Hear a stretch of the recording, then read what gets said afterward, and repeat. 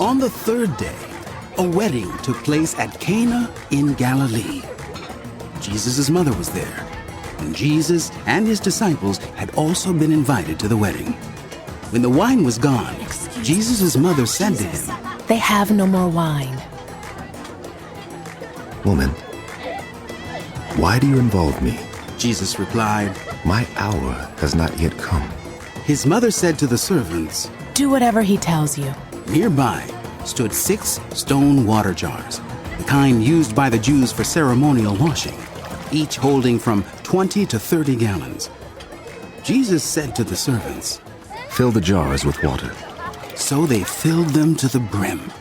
Then he told them, "Now draw some out and take it to the master of the banquet." They did so, and the master of the banquet tasted the water that had been turned into wine. He did not realize where it had come from, though the servants who had drawn the water knew.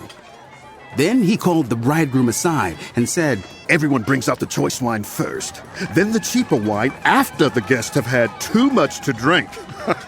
But you have saved the best till now."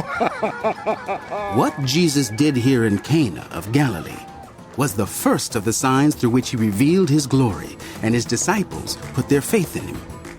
After this, he went down to Capernaum with his mother and brothers and his disciples. There they stayed for a few days. When it was almost time for the Jewish Passover, Jesus went up to Jerusalem. In the temple courts, he found people selling cattle, sheep, and doves, and others sitting at tables exchanging money. So he made a whip out of cords and drove all from the temple courts, both sheep and cattle.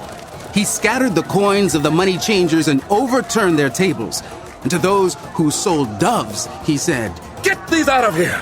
Stop turning my father's house into a market!" His disciples remembered that it is written, "Zeal for your house will consume me." The Jews then responded to him, "What sign can you show us to prove your authority to do all this?" Jesus answered them, "Destroy this temple, and I will raise it again in 3 days." They replied, "It has taken 46 years to build this temple, and you are going to raise it in 3 days." But the temple he had spoken of was his body. After he was raised from the dead, his disciples recalled what he had said. Then they believed the scripture and the words that Jesus had spoken. Now, while he was in Jerusalem at the Passover festival, many people saw the signs he was performing and believed in his name. But Jesus would not entrust himself to them, for he knew all people. He did not need human testimony about them, for he knew what was in them.